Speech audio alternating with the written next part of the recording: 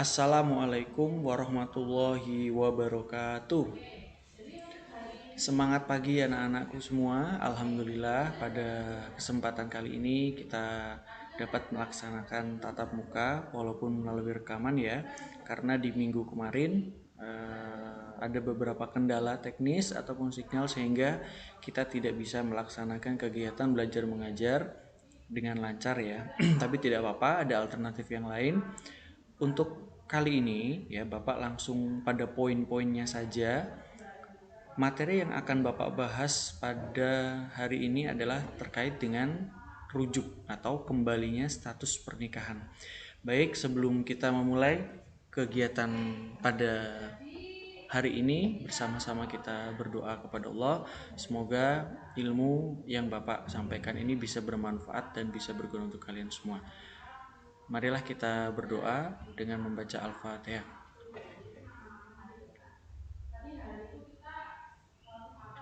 Baik, cukup. Langsung kita masuk dalam materi rujuk ya. Baik, rujuk adalah kembalinya status pernikahan. Nah, dalam pengertian rujuk ini ya, ialah mengembalikan status hukum pernikahan secara penuh setelah terjadi tolak raj'i atau tolak 1 atau tolak 2. Kemarin sudah Bapak jelaskan terkait dengan tolak 1 dan tolak 2 ya. Tolak 1 artinya ketika suami menjatuhkan kalimat talak, menjatuhkan kalimat cerai kepada istrinya satu. Nah, ini jatuhlah tolak 1. Contoh, saya ceraikan kamu. Nah, ini sudah masuk tolak 1. Ketika suami sudah rujuk ya, ada masalah lagi, suami mengatakan lagi, menceraikan lagi kepada istrinya, saya ceraikan kamu, itu sudah terjadi 2 kali ya. Nah, ini masih bisa dilakukan rujuk yang dilakukan oleh mantan suami terhadap mantan istri yang masih dalam masa iddahnya. Jadi seorang suami bisa rujuk dengan istrinya tanpa adanya mahar, tanpa adanya pernikahan lagi ya, selama dia masih dalam masa iddahnya, dengan cara-cara tertentu dan tidak diperlukan akad nikah baru karena akad lama sebenarnya belum seutuhnya terputus. Seperti itu. Yang selanjutnya, rujuk hanya boleh dilakukan di dalam masa ketika suami boleh rujuk kembali kepada istrinya atau talak raj'i, yakni di antara tolak 1 atau tolak 2. Kenapa kok hanya tolak 1 dan tolak 2 saja? Iya, karena sudah Bapak jelaskan sebelumnya ya. Mari kita lihat dulu talak ya. Nah, perhatikan di sini ada talak bain. Ya, tolak bain itu suami yang menceraikan dan tidak akan rujuk pada istrinya dengan jatuhnya talak 3. Jadi kalau suami sudah menceraikan istrinya, saya ceraikan kamu, kemudian rujuk. Saya ceraikan kamu, kemudian rujuk, udah 2 kali nih. Ketika suami mengatakan lagi, saya ceraikan kamu, itu berarti sudah talak 3, talak bain ya. Yang mana apabila suami ingin kembali kepada istrinya, itu harus melakukan mahar dan akad yang baru seperti pernikahan yang baru. Itu yang disebut dengan talak bain. Itu ya. Oke, kita lanjutkan lagi kepada materi ini ya. Baik. Jadi pengertian dari rujuk di sini adalah mengembalikan status hukum pernikahan ya, tapi ada catatan tertentu. Yang pertama adalah masih dalam masa iddahnya, masih dalam masa tunggunya, dan yang kedua itu termasuk tolak 1 atau tolak 2, bukan tolak 3. Kalau tolak 3 tidak bisa dilakukan rujuk. Seperti itu. Sekarang yang menjadi pertanyaan, apakah itu masa iddah? Ya, apakah itu masa iddah?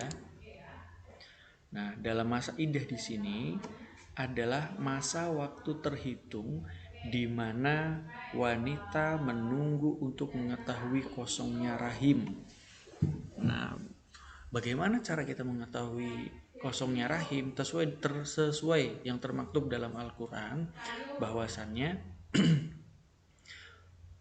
pengetahuan ini diperoleh dengan kelahiran atau dengan hitungan bulan atau dengan perhitungan quru sesuai yang tertulis dalam Al-Quran. Quru itu apa sih? Quru di dalam Al-Quran sendiri disebutkan masa suci atau adanya haid ya.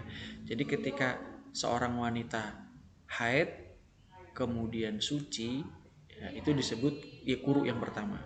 Kemudian haid lagi, suci lagi. Nah, ini masa yang kedua. Haid lagi, suci lagi, itu ketiga. Berarti kalau di sana tertulis salah satu quru, artinya 3 kali suci, berarti 3 kali masa seperti itu. Paham ya? Jadi sesuai dalam Al-Quran. Selanjutnya,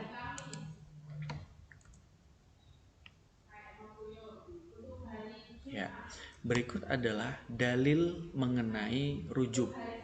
Ya, dari beberapa ulama mengatakan ar-raddu ilan nikahi min tolaki ghairi bi anfil iddah, kembali ke dalam hubungan perkawinan dari cerai yang bukan bain. Jelas ya? Yang bukan bain. Tadi bain ada apa itu Pak? Bain. Bain itu adalah tolak yang ketiga. Jatuhnya tolak 3. Jadi kalau sudah tolak 3 udah nggak bisa balik, harus mahar yang baru, akad yang baru. Dan juga kembali ke dalam hubungan perkawinan dari cerai selama dalam masa iddah. Jadi kalau sudah di luar masa iddahnya itu nggak bisa. Jadi suami harus mengulangi lagi dari akad yang baru, mahar yang baru, karena sudah di luar masa iddah. Seperti itu. Selanjutnya, ar-raj'atu i'adatu ahkam fi zawaji fi asna'il iddati ba'dat tolak. Rujuk adalah mengembalikan status hukum perkawinan sebagai suami istri di tengah-tengah iddah setelah terjadinya talak atau raj'i. Paham di sini? Rujuk adalah mengembalikan status hukum perkawinan sebagai suami istri di tengah masa iddah. Jadi maksudnya di tengah masa iddah ini masih dalam masa iddahnya. Masa iddah adalah masa tunggunya. Kalau sudah lebih dari masa iddahnya, sudah lebih dari salah satu quru, nah itu sudah di luar masa iddah. Setelah terjadinya talak raj'i, ingat ya, talak raj'i adalah tolak 1 dan tolak 2. Kalau tolak 3 itu adalah tolak bain. Nah, seperti itu. Sekarang kita akan melihat macam-macamnya. Dalam dalil dalam Al-Quran surah Al-Baqarah ayat 228, Bismillahirrahmanirrahim, wa bu'ulatuhunna ahaqqu biraddihinna fi dzalika in aradu islahan. Dan suami-suami berhak merujuknya dalam masa menanti itu jika mereka para suami menghendaki islah. Islah ini adalah perbaikan. Jadi ketika seorang suami menceraikan istrinya, ya, ketika seorang suami menjatuhkan cerai kepada istrinya, saya ceraikan kamu. Nah, pada saat itu Allah Subhanahu wa taala memberikan namanya masa iddah. Masa iddah di sini artinya masa tunggu. Masa tunggu di sini artinya adalah masa introspeksi dulu, menyadari kesalahan, saling introspeksi diri. Oh, kemarin kenapa ya? Kok saya bisa mengatakan cerai kepada istri saya? Mungkin dalam keadaan emosi atau lain sebagainya ya. Atau pada saat itu memang sedang banyak dirundung banyak masalah sehingga dia mengucapkan kalimat cerai tersebut. Nah, ketika suami sudah sadar akan kesalahannya itu ya, dia masih dalam masa iddah nih. Wah, masa iddahnya masih panjang. Saya mau kembali rujuk pada istri saya. Itu masih bisa. In arodu islah, apabila ingin mengadakan perbaikan. Ataupun sebaliknya, ketika suami mengatakan cerai, ya istri sadar nih. Setelah 1 minggu kemudian istrinya baru sadar, oh iya, kemarin itu saya yang salah. Mintalah rujuk kepada suaminya. Ya, ketika suaminya juga mengatakan baiklah, saya akan rujuk. Nah, itu adalah salah satu in arodu islah, seperti itu ya. Jadi kembali kepada untuk mengadakan perbaikan. Dan para wanita mempunyai hak yang seimbang dengan kewajibannya menurut cara yang ma'ruf. Walahunna mislul ladzi alaihinna bil ma'ruf walirrijali alaihinna darajah. Wallahu azizun hakim. Akan tetapi para suami mempunyai suatu tingkatan kelebihan daripada istrinya dan Allah Maha Perkasa lagi Maha Bijaksana. Ini adalah ayat Al-Quran ya terkait dengan rujuk ya. Selanjutnya ya, di sini Bapak akan membahas tentang pembagian masa iddah. Pembagian masa iddah itu seperti apa sih? Jadi pembagian masa iddah di sini dibagi menjadi 4. Ya. Yang pertama, apabila saya lanjutkan. Masa iddah yang pertama, wanita yang dicerai hidup oleh suaminya dan ia masih mempunyai haid, masih produktif, tidak dalam keadaan hamil, maka masa iddahnya sampai salah satu quru, yaitu 3 kali suci. Kita bahas yang pertama dulu ya. Apabila ada suami yang menceraikan istrinya dan istrinya ini posisinya itu adalah produktif, ya, masih mempunyai haid, masih produktif, masih bisa mengandung, dan juga istrinya tidak dalam keadaan hamil, maka masa iddahnya sampai salah satu quru, sampai 3 kali suci. Jadi suami bisa merujuk lagi istrinya yang diceraikan tadi, batasnya hanya sampai 3 kali suci. Jadi ketika suami mengatakan saya ceraikan kamu, ya, ketika suami mengatakan saya ceraikan kamu, di situ sudah mulai dimulainya masa iddah. Nah, ketika istrinya haid, suci lagi, yang pertama. Suami masih introspeksi ya, kenapa ya kemarin saya kok menceraikan, masih diberi kesempatan, ya. Kemudian berapa bulan kemudian mantan istrinya tadi haid lagi, suci lagi, ya, itu sudah 2 quru. Kalau sudah 1 lagi, itu sudah masa tunggu terakhir. Nah, sebelum masa tunggu terakhir itu masih bisa rujuk. Jadi ketika besok sudah 3 quru yang terakhir, ya, daripada nanti mepet-mepet, kalau memang saya masih ada berhasrat, masih ingin mengadakan islah, ingin mengadakan perbaikan, maka sudah bilang kepada istrinya, wah istriku, saya ingin mengadakan rujuk kembali, kembalilah ke rumah, kembalilah ini, dan lain-lain, ya, silahkan dengan bahasa yang baik, dengan bahasa yang sopan. Itu sudah kembali lagi menjadi suami istri. Paham ya sampai sini? Penjelasan yang kedua, wanita yang dicerai dalam keadaan hamil, maka masa iddahnya sampai melahirkan.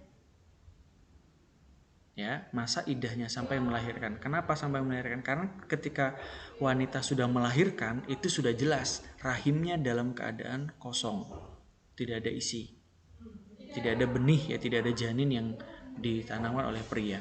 Nah, jadi ketika ada seorang istri baru 2 bulan mengandung, diceraikan oleh suaminya, saya ceraikan kamu, maka masa tunggu bagi wanita tersebut adalah sampai melahirkan.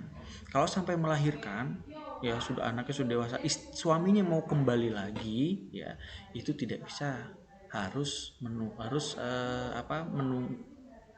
menggunakan akad atau mahar yang baru lagi, seperti itu. Kemudian yang ketiga, wanita yang ditinggal mati suaminya, ya, jadi wanita dicerai, ada cerai karena hidup, cerai karena mati, ya. Di sini yang kasus ketiga adalah laki-lakinya yang meninggal dunia, maka masa iddahnya 4 bulan 10 hari. Jadi 4 bulan 10 hari ini masa tunggu bagi wanita, dia belum boleh menikah dulu, ya, belum boleh, jangan menikah dulu. Jangan sampai suaminya meninggal hari ini, minggu depannya sudah menikah. Nah, tidak boleh. Jadi masih ada masa tunggu dulu, ya.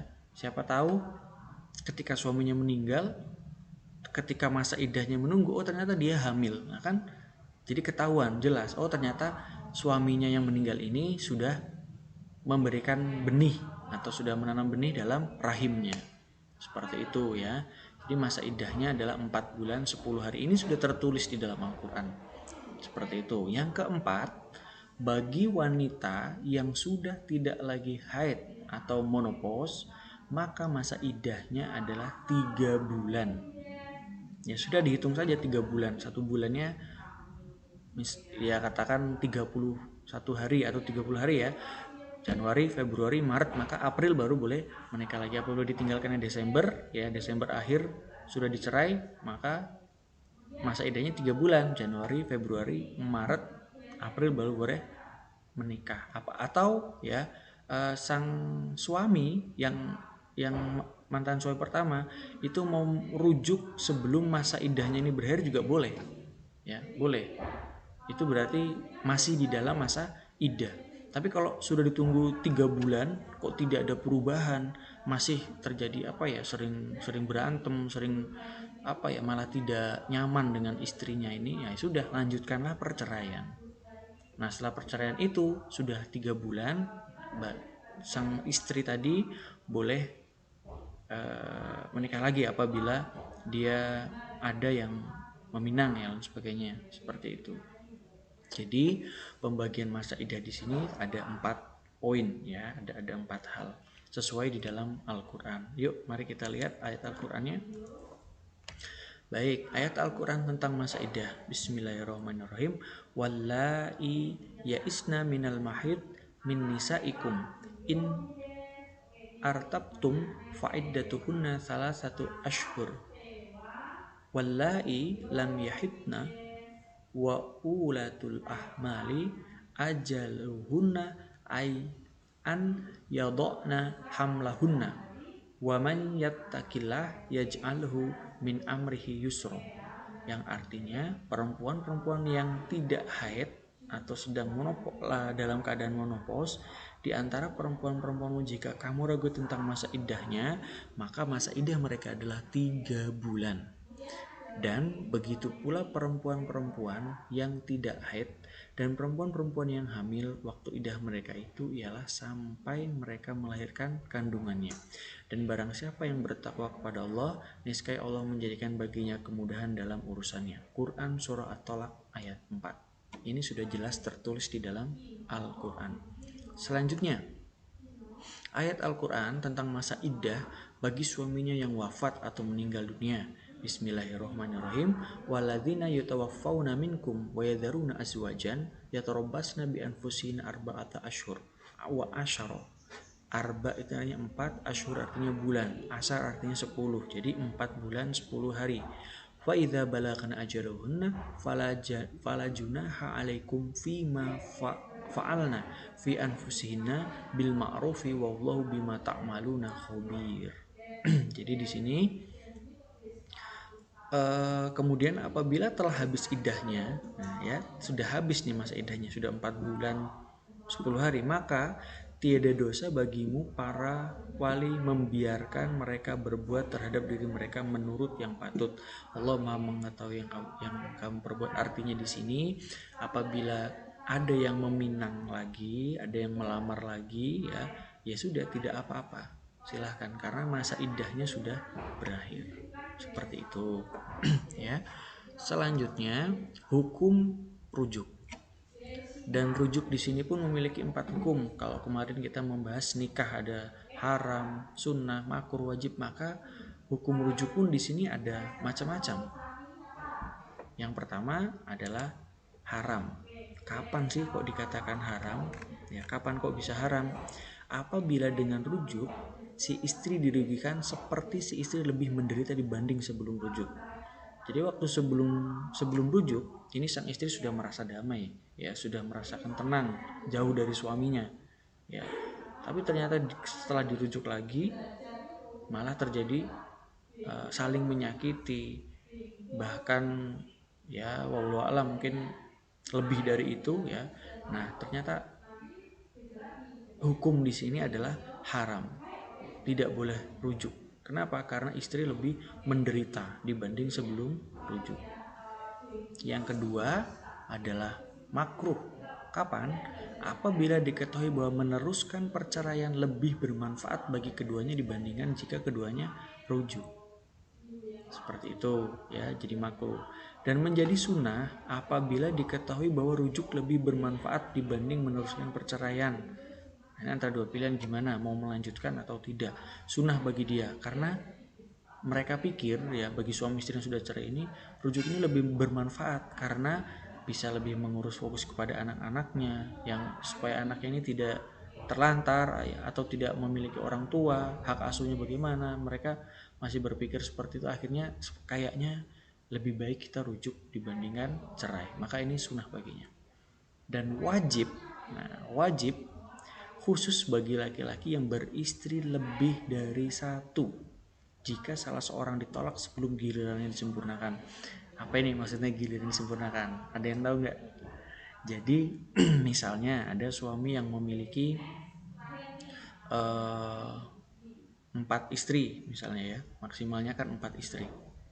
Tapi ada satu istri ya yang belum mendapat gilirannya disempurnakan. Gilirannya disempurnakan ini maksudnya adalah, pertama, dia belum mendapatkan hak-haknya sebagai istri.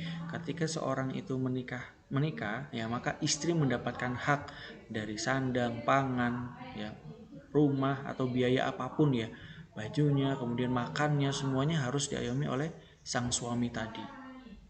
Tapi suami belum memenuhi kebutuhannya, baik itu kebutuhan biologis dan lainnya, belum sama sekali, belum diberikan haknya.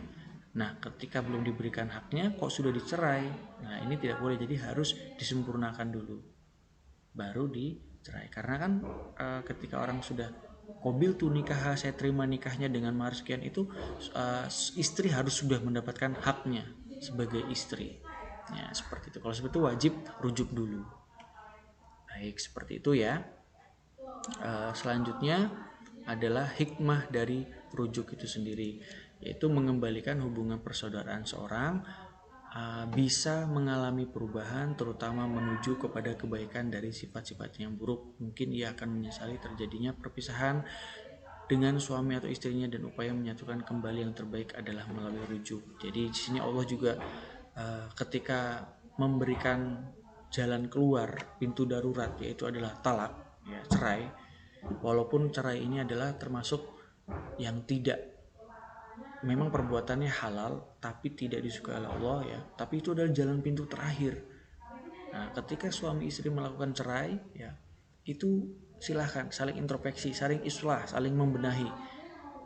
Setelah mereka sudah sadar, setelah mereka sudah mengetahui kesalahan mereka masing-masing, diberikanlah oleh Allah, yaitu namanya rujuk. Boleh, silahkan kembali lagi lah, rujuk lagi. Biasanya kita kalau teman saja ya, teman itu suatu saat akan ada namanya marah-marahan ya, atau sebagainya. Apalagi ini yang hidupnya satu rumah, dari bangun tidur sampai mau tidur lagi satu rumah ya, pasti adalah sedikit-sedikit marah atau sebagainya. Tapi kalau sampai dalam cerai, itu Allah memberikan yang jalan ketiga lagi, yaitu adalah rujuk untuk memperbaiki kesalahan-kesalahannya. Yang kedua, sebagai alat istilah perdamaian untuk memperbaiki kesalahan. Nah ini ya, biasanya perceraian diakibatkan dari kesalahpahaman antara suami dan istri. Ketika ada masalah dalam keluarga, sang istri belum klarifikasi dulu dengan suaminya. Begitu juga sebaliknya, atau sang suami belum klarifikasi dengan istrinya, udah main cerai-cerai aja gitu. Ada informasi, mas, kemarin saya lihat istrimu begini dengan laki-laki lain. Wah, tanpa nanya, tanpa apa, langsung saya ceraikan kamu. Nah, itu sudah jatuh tolaknya. Tapi ketika mereka saling komunikasi ya, saling ternyata saya salah paham. Itu adalah laki-laki itu adalah saudaranya, laki-laki itu adalah siapa ya, teman lamanya atau teman SD-nya lagi dan sebagainya, kan kita tidak tahu. Nah, disitulah hikmahnya rujuk tersebut. Yang ketiga, dapat menyelamatkan masa depan anak-anaknya, khususnya dalam hal pendidikan suami istri yang bercerai. Akan menyulitkan anak-anaknya, apalagi bila anak tersebut masih membutuhkan kasih sayang serta perawatan ayah dan ibunya. Itu ya. Nah, sebelum Bapak mengakhiri dari materi ini, kita saksikan dulu beberapa video ya, yang mana dalam video ini kalian bisa mengetahui lebih detail lagi yang disebut dengan masa iddah itu seperti apa ya. Nanti kita saksikan dulu. Baik, anak-anakku, kita saksikan video yang satu ini.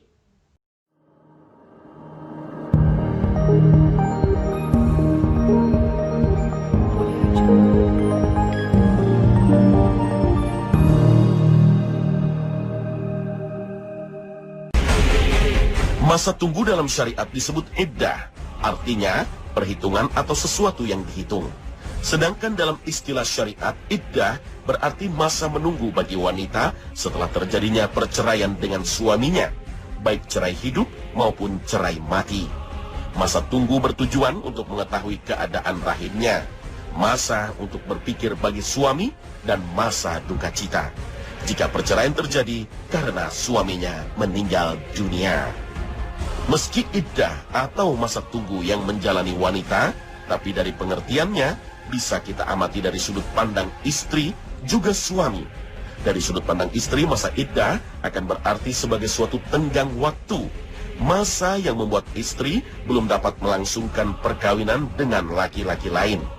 Tenggang waktu ini akan menentukan bersih atau tidaknya rahim istri dari akibat hubungan suami istri, sehingga seandainya istri menikah lagi, nasab keturunan dapat terjaga dengan jelas.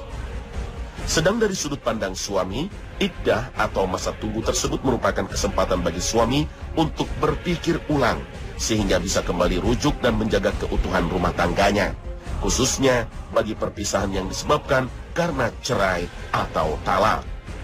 Iddah atau masa tunggu ini wajib dijalani oleh istri yang telah berpisah dari suaminya, baik karena dicerai suami atau karena suami meninggal dunia, ataupun sebab lainnya seperti yang ditetapkan dalam syariat seperti perceraian oleh hakim, li'an, dan sebab lainnya yang memisahkan suami dan istri. Banyak umat Islam yang kurang memperhatikan hukum iddah, entah karena tidak tahu atau karena kurang peduli. Tak sedikit seorang wanita yang baru saja bercerai tak berapa lama kemudian sudah menjalin hubungan dengan pria lain, atau keluar rumah tanpa ada kebutuhan yang mendesak.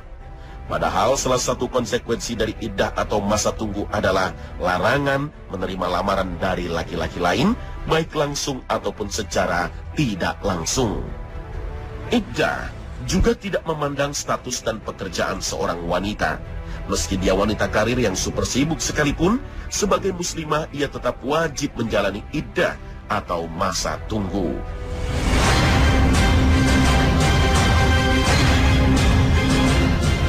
Meski iddah atau masa tunggu yang menjalani para wanita, tapi perhatian semua pihak sangat dibutuhkan. Karena pada masa ini banyak wanita yang bekerja terpaksa keluar rumah untuk tetap bekerja. Jika para pengusaha dan instansi memahami ini, tentu bisa ditemukan solusi yang terbaik bagi semua pihak. Iddah hanya dikecualikan dari wanita yang dicerai suaminya sebelum terjadinya hubungan suami istri. Durasi waktu masa iddah juga berbeda antara satu kondisi dengan kondisi lainnya. Misalnya masa tunggu istri yang ditinggal mati suaminya berbeda dengan masa tunggu istri yang dicerai. Masa tunggu wanita hamil berbeda dengan yang tidak hamil. Masa tunggu wanita yang menopause berbeda dengan masa tunggu wanita yang masih produktif. Pertama, untuk wanita yang dicerai oleh suaminya tidak dalam keadaan hamil dan ia masih dalam usia produktif yang ditandai dengan menstruasi, maka masa iddah atau masa tunggunya adalah 3 kali quru atau masa suci. 3 kali quru itulah masa tunggu atau iddah bagi wanita yang dicerai suaminya dan ia masih dalam usia produktif serta tidak dalam keadaan hamil. Quru dalam bahasa Arab bisa bermakna haid atau suci. Jadi 3 kali quru maknanya 3 kali haid atau 3 kali suci. Di antara hikmah ketetapan syariah masa iddah atau masa tunggu ini adalah sebagai masa pembersihan rahim, karena terkait erat dengan persoalan nasab atau keturunan. Nasab akan berkaitan erat dengan banyak hal, mulai dari perwalian, mahram, hukum waris, dan lain sebagainya. Maka Islam menetapkan iddah atau masa tunggu karena bibit yang ditanamkan pria pada wanita tidak diketahui secara langsung, tetapi baru diketahui dalam jangka waktu 3 quru atau 3 masa suci. Cara ini paling alamiah yang dapat dilakukan oleh setiap orang tanpa membutuhkan peralatan. Sedangkan bagi wanita yang dicerai dalam keadaan hamil, maka masa iddahnya atau masa tunggunya hingga ia melahirkan. Hal ini sesuai dengan firman Allah Ta'ala dalam surat At-Tolak ayat 4. Dalam ayat tersebut Allah Subhanahu wa Ta'ala juga menyebut iddah atau masa tunggu bagi wanita-wanita yang tidak haid, baik karena sudah menopause atau karena belum mendapatkan haid. Jika talak yang dijatuhkan suami terhadap istri merupakan talak raj'i atau talak yang masih dimungkinkan rujuk kembali, maka wanita yang dicerai itu statusnya masih istri, sehingga ia masih berhak mendapatkan hak-haknya sebagai seorang istri, mulai dari nafkah, tempat tinggal, dan dipergauli dengan baik. Untuk melindungi wanita menjaga interaksinya dengan laki-laki lain, serta menghormati suami yang mungkin masih menginginkan rujuk atau baru saja meninggal dunia, maka dalam masa iddah atau masa tunggu seorang wanita tidak diperbolehkan keluar rumah tanpa alasan yang mendesak. Rasulullah SAW bersabda, tidak dibolehkan bagi seorang wanita yang beriman kepada Allah dan hari akhir berihdad karena kematian lebih dari 3 hari, kecuali karena kematian suaminya. Maka ia berihdad, yaitu 4 bulan 10 hari. Hadis riwayat Bukhari dan Muslim. Oke, dari video ini kita bisa mengetahui ya macam-macam masa iddah beserta penjelasannya, beserta hadisnya, beserta alasannya. Jadi kenapa kok ada namanya masa iddah itu, kenapa seperti itu ya. Selanjutnya video yang kedua yaitu terkait larangan-larangan seorang wanita ketika dalam keadaan masa iddah. Ada larangan-larangan tertentu. Yuk kita saksikan video berikut ini. Masa iddah merupakan suatu fase menunggu yang harus dilampaui oleh seorang perempuan yang baru saja bercerai dengan suaminya, entah dicerai saat suaminya masih hidup ataupun bercerai karena suaminya meninggal dunia. Dalam masa iddah tersebut, seorang perempuan hendaknya menunggu dan menahan diri untuk tidak terlebih dahulu menikah dengan laki-laki lain. Selain itu, rupanya ada pula hal-hal lain yang tidak diperkenankan untuk dilakukan selama masa iddah. Lalu, apa sajakah hal-hal tersebut? Nah, berikut hal-hal yang tidak boleh dilakukan memasuki masa iddah wanita. Pertama, seorang perempuan dalam masa iddahnya tidak diperkenankan untuk menerima khitbah. Selain tidak boleh menikah, seorang perempuan dalam masa iddah juga tidak diperkenankan untuk menerima khitbah atau lamaran dari pria manapun.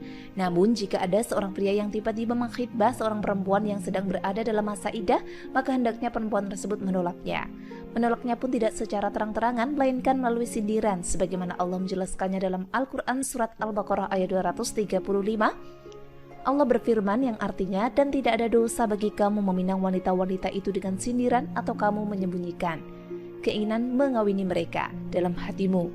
Allah mengetahui bahwa kamu akan menyebut-nyebut mereka, dalam pada itu janganlah kamu mengadakan janji kawin dengan mereka secara rahasia, kecuali sekedar mengucapkan kepada mereka perkataan yang ma'ruf, dan janganlah kamu berazam bertetap hati untuk berakad nikah sebelum habis iddahnya. Dan ketahuilah bahwasanya Allah mengetahui apa yang ada dalam hatimu, maka takutlah kepadanya, dan ketahuilah bahwa Allah Maha Pengampun lagi Maha Penyantun. Selanjutnya, hal kedua yang tak boleh dilakukan seorang perempuan dalam masa iddah adalah berhias diri. Yang dimaksud dengan berhias diri adalah berdandan untuk menunjukkan suatu kecantikan, seperti halnya menggunakan perhiasan, parfum, menggunakan celak mata, memakai pewarna kuku, dan memakai pakaian dengan warna yang mencolok. Ketiga, hal yang tak boleh dilakukan saat masa iddah adalah keluar dari rumah. Pasalnya, dalam masa iddah, seorang perempuan diwajibkan melakukan mulazamtu asakan, yang artinya yaitu selalu berada dalam rumah dan tidak keluar dari rumah selama masa iddah berlangsung, kecuali jika ada uzur yang diperbolehkan atau jika ada hajat yang tak mungkin untuk ditinggalkan, misalnya seperti berkunjung ke rumah-rumah tetangga. Namun apabila perempuan yang berada dalam masa iddah tersebut merupakan perempuan yang berkecukupan dalam harta, maka kebolehan untuk keluar rumah tersebut tidak berlaku. Demikianlah hal-hal yang hendaknya tidak dilakukan oleh seorang perempuan saat berada dalam masa iddah, yaitu tidak boleh menikah, tidak boleh menerima khitbah, tidak boleh berhias diri, dan tidak boleh keluar rumah apabila tidak ada uzur yang syar'i. Demikian, semoga bermanfaat untuk Anda. Sampai jumpa di video selanjutnya. Wassalamualaikum warahmatullahi wabarakatuh. Oke. Sudah jelas ya, video tadi menjelaskan kepada kalian semua bahwasannya ketika seorang wanita itu dalam masa iddah ada hal-hal yang tidak boleh dilakukan. Nah, tadi sudah dijelaskan ya. Semoga dengan pembahasan materi kitab kali ini, terutama tentang rujuk, dapat memberikan kita tambahan khazanah ilmu bagi kita semuanya.